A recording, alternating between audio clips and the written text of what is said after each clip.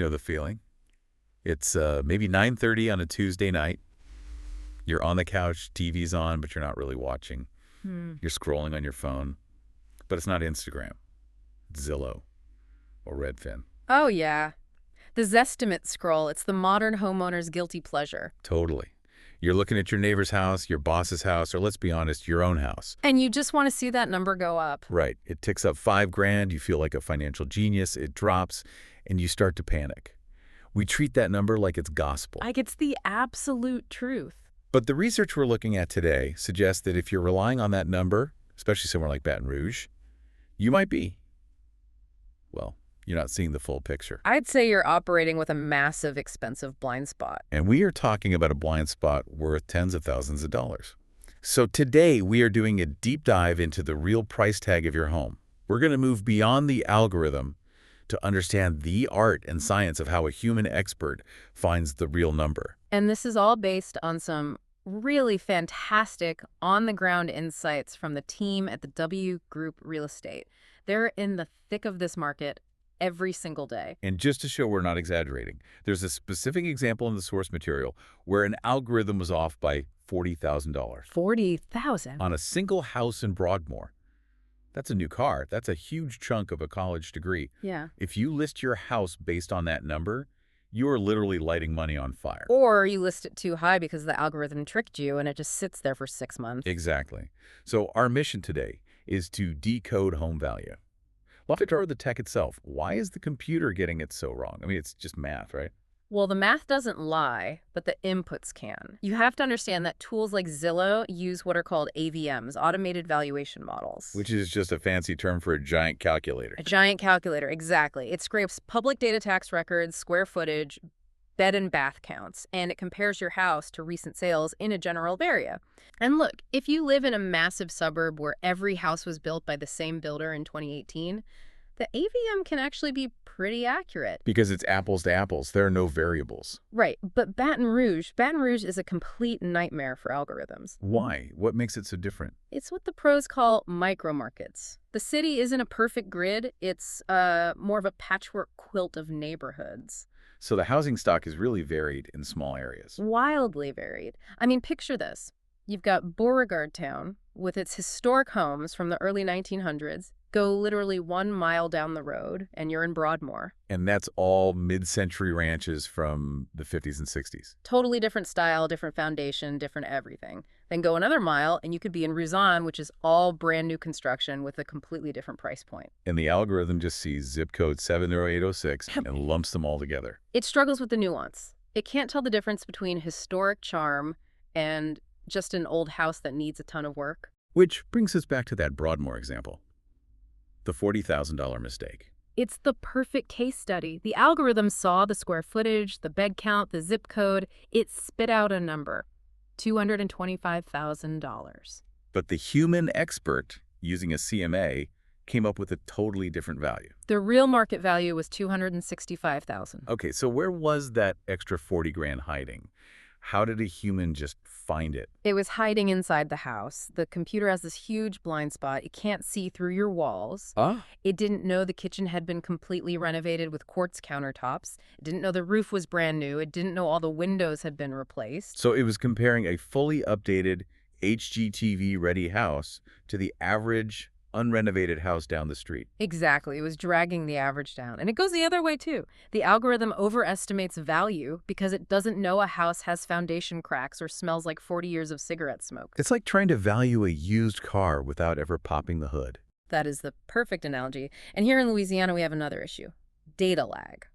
Our public records can be a bit slower to update, so the algorithm is sometimes eating stale information to begin with. So if the algorithm is the fast food of valuation, the CMA, the comparative market analysis, is the home-cooked meal. Let's break that down. Think of a CMA as a mirror image of a professional appraisal. It uses MLS data, which is the gold standard. And the most important word in a CMA is sold. Why sold? I mean, my neighbor Bob has his house listed for $400,000. Doesn't that matter? Not really. Bob can ask for whatever he wants. An asking price is a wish. A sold price is reality. It's a check that actually cleared the bank. Okay, so step one is getting the sold data. But it's not just a printout. No. Step one is a deep dive into your property. The agent has to walk the home. They're looking at the age of the roof, the HVAC, the condition of the floors. They need to know the story of the house. And once they know your house's story, then they have to find the comps, the comparables. This feels like where it gets tricky. It is. Ideally, you want homes sold in the last 3 to 6 months, within about a half mile, and in the same subdivision. So in a neighborhood like Shenandoah, where the houses are all pretty similar, that's easy. That's very straightforward. But what if you live in the Garden District? Or Spanish Town? Every house is unique. Right, you can't just compare a tiny cottage to a renovated 2-story Victorian next door. Exactly. And this is where we get to what the source material calls the art of adjustments. This is the math behind the magic. So how do you mathematically adjust for something? You level the playing field. Let's say the best comp has 4 bedrooms, but your house only has 3. The agent determines a bedroom in that area is worth, say, $5,000 to $8,000. They'll subtract that from the comp's price to make it equal to yours. So they're basically stripping parts off the other house to make it match. Or adding them. But the example about swimming pools was what really blew my mind. Oh, the pool math. Yeah. Yes, this is fascinating. Okay, so you'd think a pool is a pool, right? But if you put one in a home out in Prairieville where you have bigger lots, the data shows it might add $20,000 or $25,000 to the value. That makes sense. They're expensive to build. But take that exact same pool and put it in an older Baton Rouge neighborhood with a small yard, like the Garden District. Okay. It might only add $10,000 or $15,000. Wait, why is it worth less? Because it eats up the entire backyard. For a lot of buyers, that's a negative. They want some green space for the dog or for kids. The algorithm just sees has pool. Yes. It doesn't understand that the pool just killed the yard. That's incredible. And that really gets into the bigger drivers of value here in Baton Rouge. Right. The sources pointed to 4 big ones. And number 1, without a doubt, is location, but specifically school districts. This is the big one. It is the biggest lever in the whole market. You can take 2 identical houses, same builder, same everything, put one in the Central or Zachary school districts and the other in a standard East Baton Rouge parish zone. What's the price difference we're talking about? It can be $50,000 to $100,000. Wow. That is a staggering amount of money just for crossing an invisible line on a map. It's pure economics. Parents will pay a huge premium to avoid private school tuition. Okay, driver number 2, condition. I call this the HGTV effect. It's so real. Buyers today have been conditioned. They want move-in ready. They don't want a project. Popcorn ceilings, 1980s tile. You're going to take a big hit on price. People just don't want the hassle. It's time, it's money, it's skill. A house that looks like a magazine cover sells for more because it creates an emotional connection. Okay, driver number 3 is a very local one, flood history. This is something national algorithms really struggle with.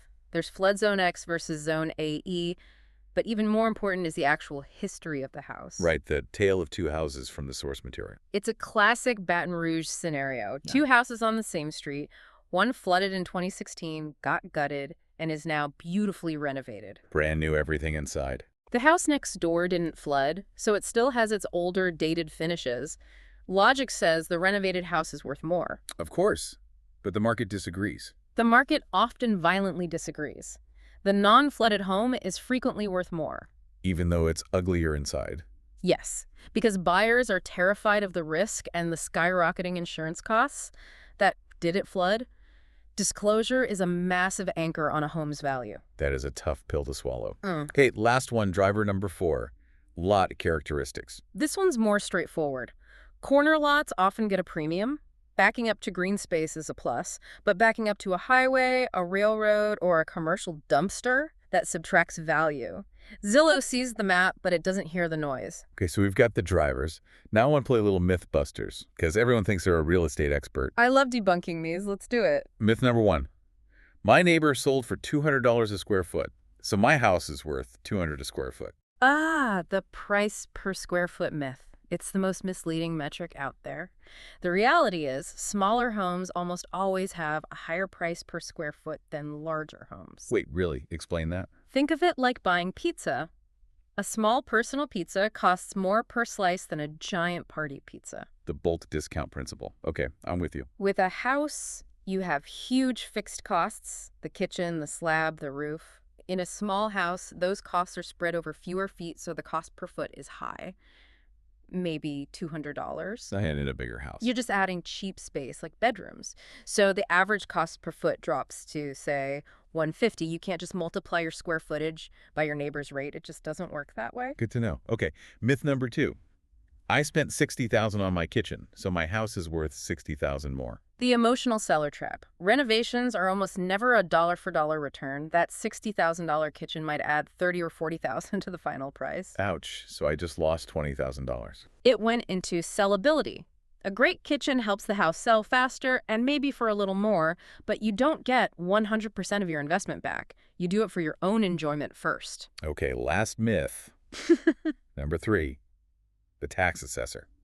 The parish says my house is assessed at $150,000, so that must be what it's worth. Please, whatever you do, do not use the parish tax assessment for market value. I hear that all the time, though. People get their bill and they panic. They shouldn't. The tax value is designed to be lower.